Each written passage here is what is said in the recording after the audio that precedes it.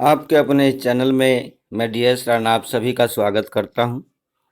आज की वीडियो का टॉपिक है भारत में अंग्रेजी राज्य की स्थापना, जिसमें शामिल हैं कंपनियों की स्थापना, आगमन और कर्नाटक युद्ध, पलासी का युद्ध, बक्सर युद्ध और इस काल की अन्य सभी प्रमुख घटनाएं।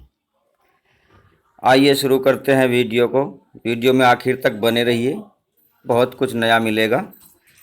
नंबर 1, पुर्तगाली यात्री वास्को डी गामा कालीकट के किस बंदरगाह पर आया था? उत्तर है काप कडाबू। ये कालीकट के बगल में ही बंदरगाह था जिस पर उसने अपना जहाज रोके थे। नंबर 2, वास्को डी गामा के सम्मान में लिखा गया पुर्तगाली महाकाव्य है ओस लूसियाडास। गुजराती नाविक अब्दुल मजीद की सहायता से वास्को डी गामा 20 मई 1498 को कालीकट पहुंचा, जिसका वर्तमान नाम कोझिकोड है। इसके काप कडाऊ बंदरगाह पर आया और 3 महीने बाद अरबों के विरोध के कारण वापस चला गया। दूसरी बार 1501 में आया और 1503 में चला गया और तीसरी बार वायसराय बनकर 1524 में आया और 1524 में ही कोचीन में उसका देहांत हो गया और कोचीन या कोच्चि के सेंट फ्रांसिस चर्च में उसे दफनाया गया। आगे चलकर 1539 में वास्को डी गामा का एक वंशज फ्रांसिस्को डी गामा उसके अवशेषों को पुर्तगाल ले गया और ले जाकर लिस्बन में दफनाया गया। नेक्स्ट पॉइंट नंबर 3, भारत आने वाला पहला डच नागरिक कौन था? कॉर्नेलियस डेस्टमान था, जो 1596 में भारत आया था। संयुक्त डच ईस्ट इंडिया कंपनी क्या कहलाती थी? वेरिंग दे ओस्ट इंडीज कंपनी, VOC। कौन सी कंपनी प्रथम संयुक्त पूंजी कंपनी थी? यह डच कंपनी थी, जिसकी संयुक्त पूंजी 65 लाख गिल्डर थी। विदेरा युद्ध के बाद डचों को कितने सैनिक रखने की अनुमति थी? 125 सैनिक। और विदेरा युद्ध मिर्जाफर के समय में 25 नवंबर 1759 को विदेरा युद्ध में अंग्रेज कर्नल फोर्ड ने डचों को परास्त कर दिया, जिनमें 300 डच व 600 मलाया थे। 900 की सेना थी डचों की। पराजित होने के बाद डचों को केवल 125 सैनिक रखने की अनुमति मिली थी। नंबर 8, बहुत इंपॉर्टेंट, स्थल मार्ग से भारत आने वाला प्रथम यात्री कौन था? राल्फ फिंच था, जो 1591 में वापस लंदन चला गया था। बहुत सी बाजारू किताबों में जॉन मिल्टन हाल लिखा रहता है, जो सही नहीं है। नंबर 9, भारत आने वाला प्रथम ब्रिटिश जलपोत था रेड ड्रैगन। नंबर 10, अंग्रेजी कंपनी का प्रथम गवर्नर कौन था? Thomas Smith. अंग्रेजी ईस्ट इंडिया कंपनी का गवर्नर था और लॉर्ड क्लाइव तक बहुत सारे गवर्नर कंपनी के हो चुके थे। लॉर्ड क्लाइव बंगाल का प्रथम बना था। इसकी डिटेल जान लेते हैं। 1593 में लीवेंट नामक एक कंपनी को स्थल मार्ग से व्यापार करने का अधिकार पत्र मिला। इससे आगे प्रोत्साहित होकर अंग्रेज व्यापारियों ने 1599 में मर्चेंट एडवेंचर्स नामक एक कंपनी की स्थापना की, जो 31 दिसंबर 16 को ईस्ट इंडिया कंपनी बनी, जिसकी स्थापना 217 सदस्यों ने मिलकर की थी, जिनमें महारानी एलिजाबेथ टेलर प्रथम और उसके भतीजे की भी हिस्सेदारी थी।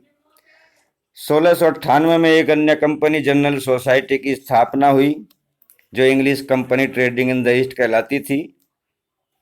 आगे चलकर अर्ल ऑफ गोडोल्फिन के निर्णय के अनुसार दोनों कंपनियों को मिलाकर 22 जुलाई 1702 को एक संयुक्त ईस्ट इंडिया कंपनी बनी, जिसका नाम the United Company of Merchants of England Trading to East Indies था।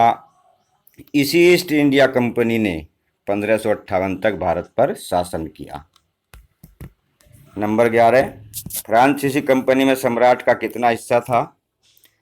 फ्रांसीसी कंपनी में सम्राट का हिस्सा 35 लाख लीवर था और टोटल पूंजी इस कंपनी की 55 लाख लीवर थी। उसमें 35 लाख कंपनी में हिस्सा सम्राट का था। नंबर, इसका डिटेल जान लेते हैं। 1611 में फ्रांस के लुई 12वें ने पूर्वी व्यापार के लिए एक कंपनी को पूर्णाधिकार युक्त पत्र प्रदान किया, किंतु यह असफल रहा। 1664 में लुई 14वें के मंत्री कोलबर्ट ने एक सरकारी फ्रेंच ईस्ट इंडिया कंपनी की स्थापना की, जिसका नाम कंपनी द इंड ओरिएंटल था। यह कंपनी 55 लाख लीव या फ्रैंक से बनी थी, जिसमें 35 लाख सम्राट के थे। 1719 में फ्रांस के सम्राट के शाही आदेश से ईस्ट और वेस्ट इंडीज कंपनी, इन दोनों को मिलाकर यूनाइटेड कंपनी देश इंडीज की स्थापना की, जिसे औपनिवेशिक व्यापार का सारा कार्य दे दिया गया। और 1740 के बाद इसका उद्देश्य व्यापारिक न होकर राजनीतिक हो गया था। नंबर 12, प्रथम डेनिश फैक्ट्री की स्थापना कहाँ हुई थी? त्रावणकोर में हुई थी, जिसे ट्रैंकुबार भी कहते हैं, और तमिलनाडु में 1620 में हुई थी। नंबर 13, डेनिश कंपनी ने अपनी भारतीय बस्तियां 1745 में किसे बेच दी थी? ये अंग्रेजों को बेचकर चले गए थे। नंबर 14, किस कंपनी का मुख्य उद्देश्य ईसाई धर्म का प्रचार करना था? ये डेनिश कंपनी थी। इसका धार्मिक उद्देश्य था। कर्नाटक युद्ध किनके बीच लड़े गए? अंग्रेज और फ्रांसीसियों के बीच। फ्रांसीसी किस युद्ध में अंग्रेजों से हार गए? वांडीवास युद्ध में 22 जनवरी 1760 को ये पराजित हुए। कर्नाटक के 3 युद्ध हुए, इनके बारे में जान लेते हैं। कर्नाटक का पहला युद्ध 1746 से 48 में ऑस्ट्रेलिया संघर्ष के कारण भारत में हुआ। फ्रांसीसी कैप्टन पैराडाइज ने इसी युद्ध में, सेंट थॉम के युद्ध में 1748 में कर्नाटक के नवाब अनवरुद्दीन को पराजित कर दिया। कर्नाटक के प्रथम युद्ध का अंत एक्स-ला-शीपेल की संधि जो जर्मन में हुई थी, इससे हुआ। इस संधि को एकेन की संधि भी कहते हैं, बहुत खास है, याद रखिएगा। संधि में अंग्रेजों को मद्रास पुणे मिल गया और फ्रांस को उत्तरी अमेरिका में लुईबर्ग मिला। ये भी बहुत बार पूछा जाता है। नंबर 2, युद्ध। कर्नाटक का दूसरा युद्ध 1748 से 56 तक चले। इस युद्ध का कारण नवाबों का आपसी संघर्ष था, जिसमें अंग्रेज और फ्रांसीसी शामिल हो गए। यह युद्ध पांडिचेरी की संधि से समाप्त हुआ और कलाइव का उदय इसी युद्ध में हुआ था, आरकाट के घेरे में। कर्नाटक का तीसरा युद्ध 1756 तक से 63 तक चले। तीसरे युद्ध का कारण यूरोप में 1756 में शुरू हुआ सप्तवर्षीय युद्ध था।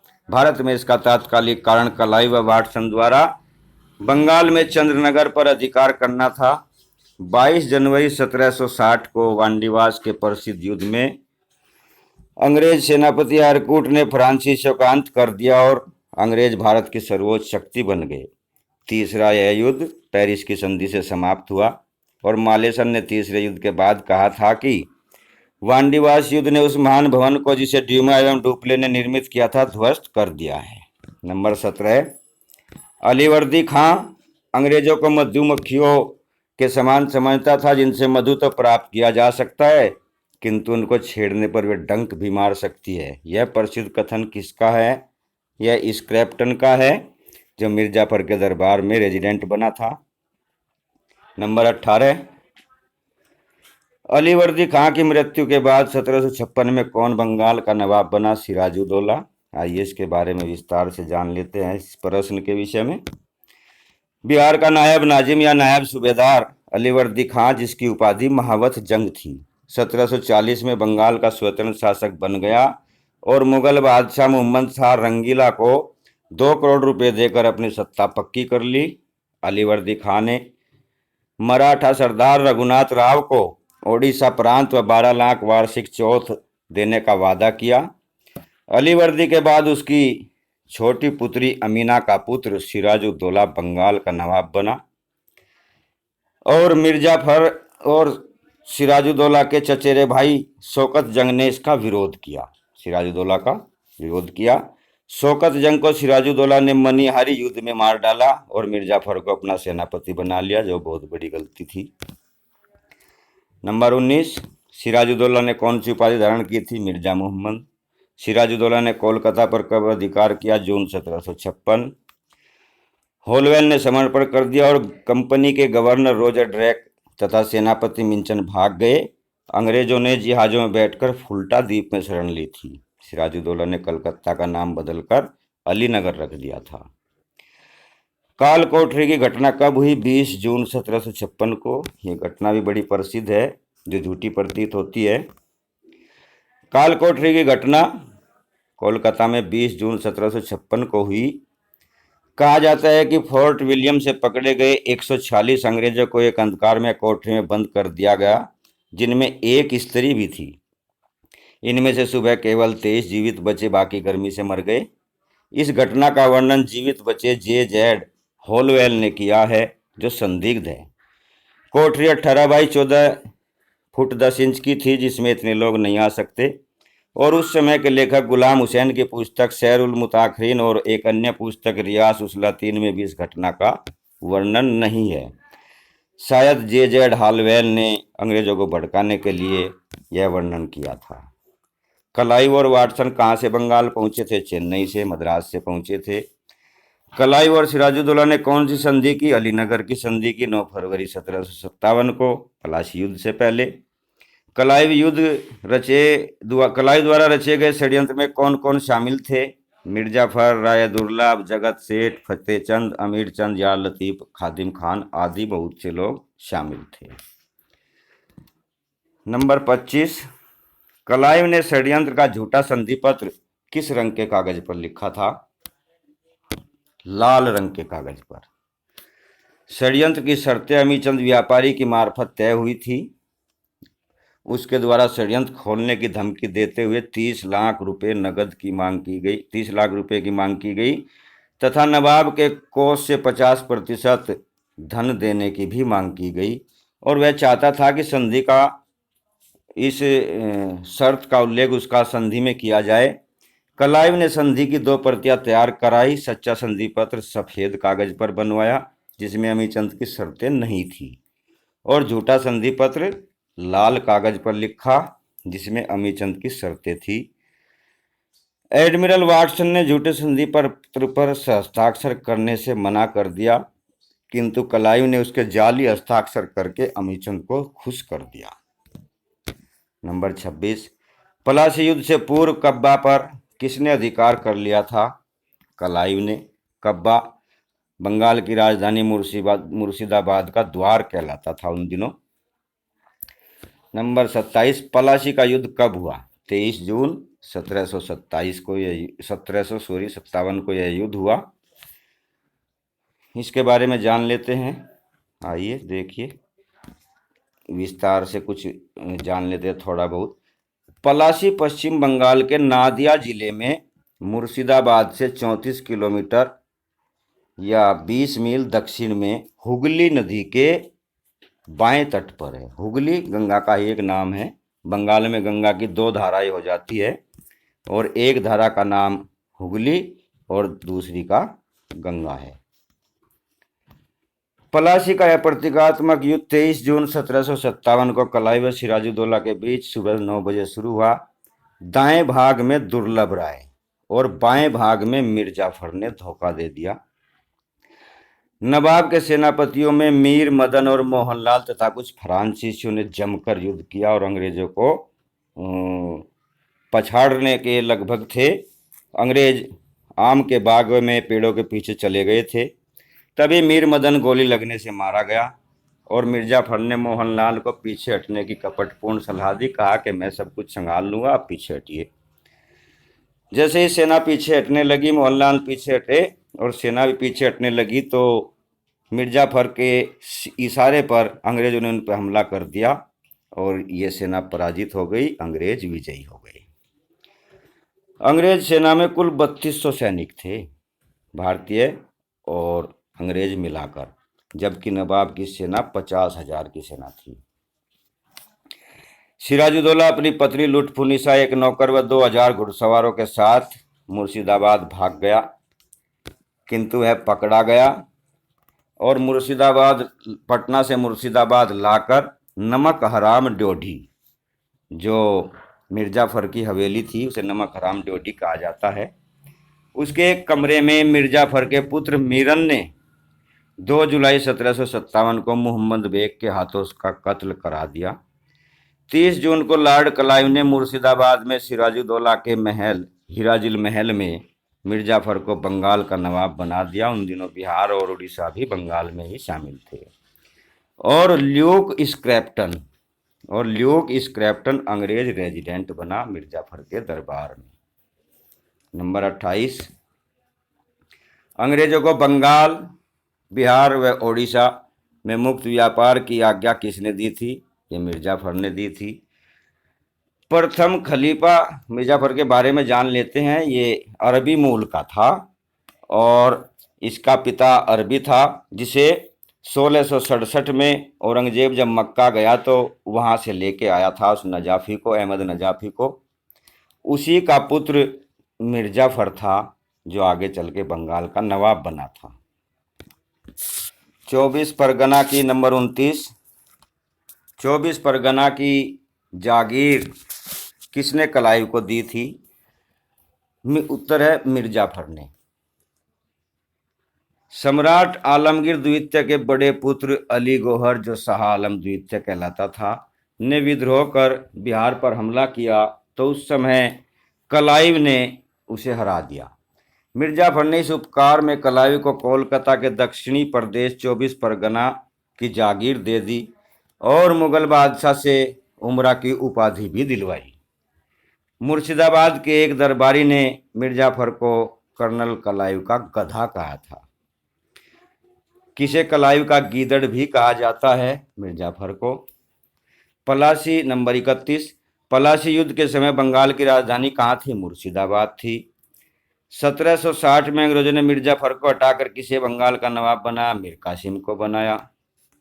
आइए इसके बारे में विस्तार से कुछ जान लेते हैं। मिर्जाफर को नवाब पद से हटाने का निर्णय कार्यवाहक गवर्नर होलवेल ने लिया था, जबकि उसे 14 अक्टूबर 1760 को वेंसी हार्ट ने पद से हटाया था। निर्णय लिया होलवेल ने और पद से हटाया वेंसी हार्ट ने। मिर्जाफर मीर कासिम मिर्जाफर का दामाद और रंगपुर व पूर्णिया का फौजदार था। इसे वेंसी हार्ट ने 22 फरवरी 1760 को बंगाल का नवाब बनाया। मीर कासिम का नवाब बनना बंगाल की दूसरी क्रांति कहलाता है। मीर कासिम ने अपनी राजधानी मुर्शिदाबाद से मुंगेर बदल ली थी, जो वर्तमान में बिहार में है मुंगेर, और उसकी किलेबंदी करके वहाँ 40,000 सैनिक रखे, जिन्हें यूरोपियन ट्रेनिंग दी जाने लगी। यह कार्य एक आर्मीनियाई अधिकारी गुरगिन खां तथा एक अफसर मोहम्मद ताकी खां को सौंपा गया।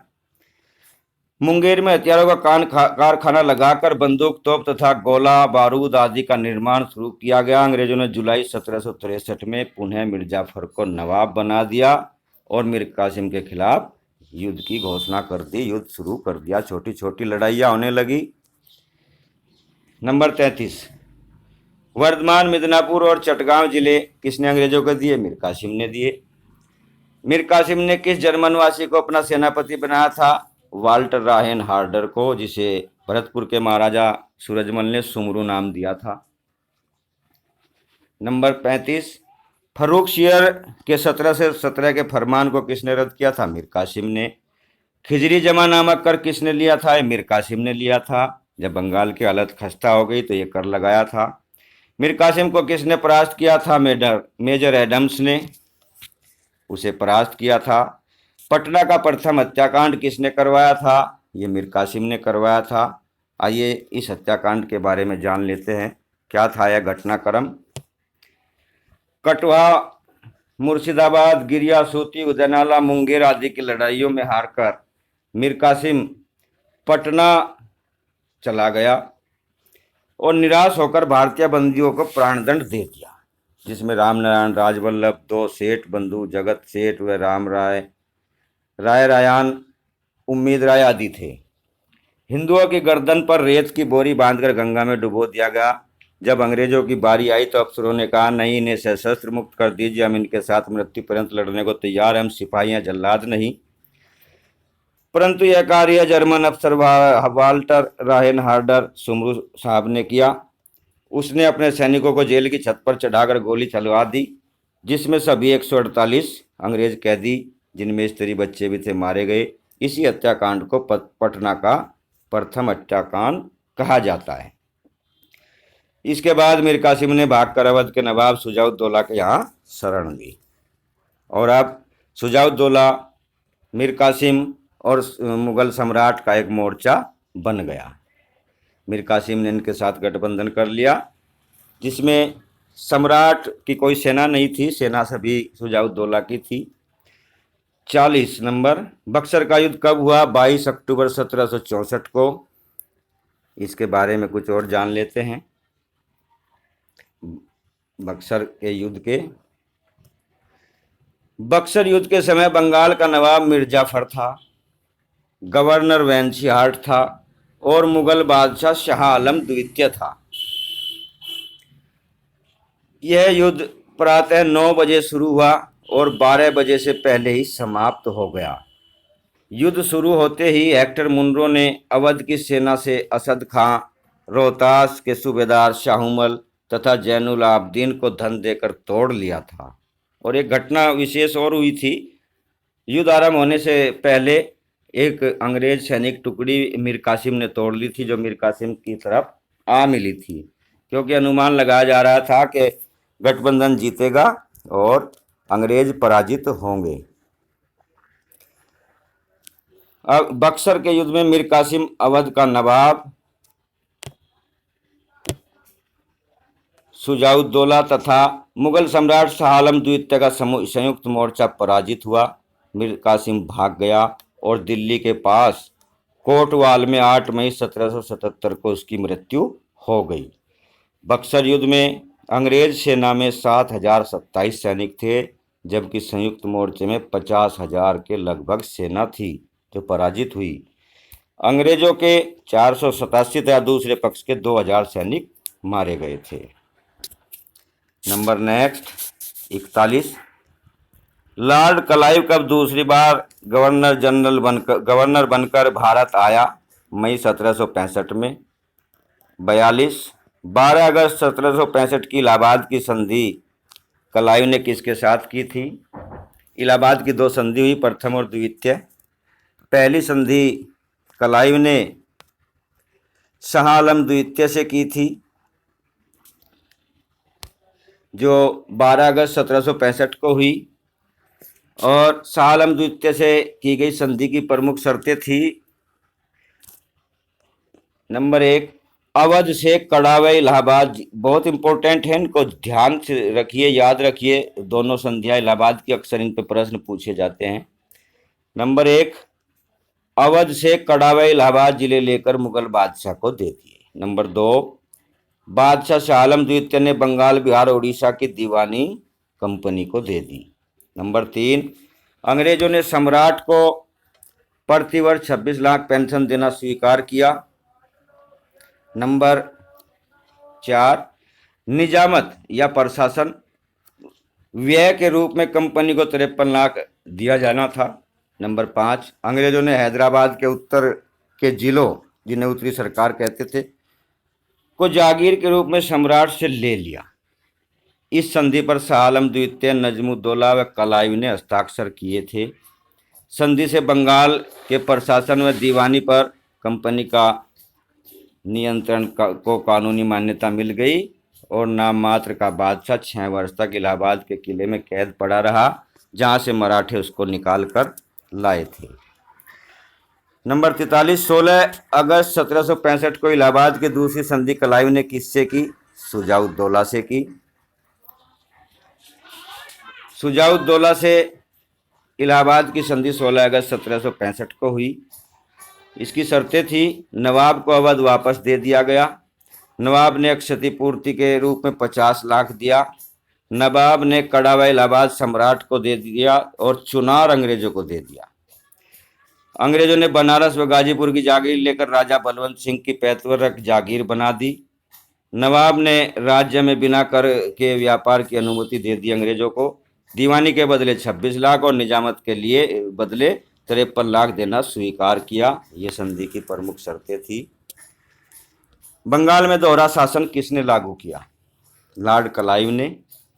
क्लाइव ने सैनिक शक्ति, विदेशी मामले, लगान प्राप्त करने का कार्य, सिविल न्याय कंपनी के पास रखे और लगान वसूल करने, फौजदारी का न्याय करने तथा प्रशासन अल्पविवश नवाब के अधिकार में छोड़ दिया। इस प्रकार बंगाल का शासन 2 शक्तियों में बंट गया और यही दोहरा शासन प्रबंध या द्वैध शासन प्रबंध कहलाता है।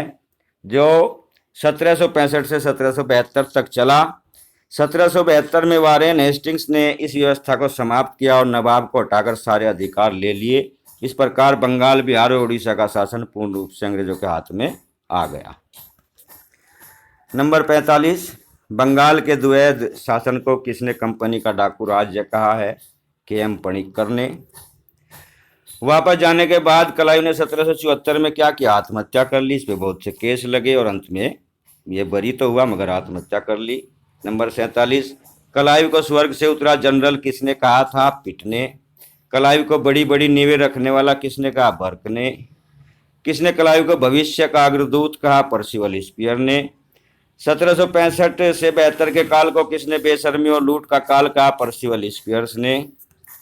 नंबर 51, 1858 में ब्रिटिश हाउस ऑफ कॉमन्स में किसने कहा था? मैं निश्चय पूर्वक कह सकता हूं कि 1764 से 1784 तक ईस्ट इंडिया सरकार से अधिक भ्रष्ट, झूठी, बुरी सरकार संसार के किसी भी सभ्य देश में नहीं थी। ये जॉर्ज कार्नवाल ने कहा था ब्रिटिश हाउस ऑफ कॉमन्स में। वीडियो पसंद आई है तो लाइक कीजिए और सब्सक्राइब भी कर लीजिए हमारे चैनल को, ताकि आगे अच्छी अच्छी वीडियो आपको तो जल्द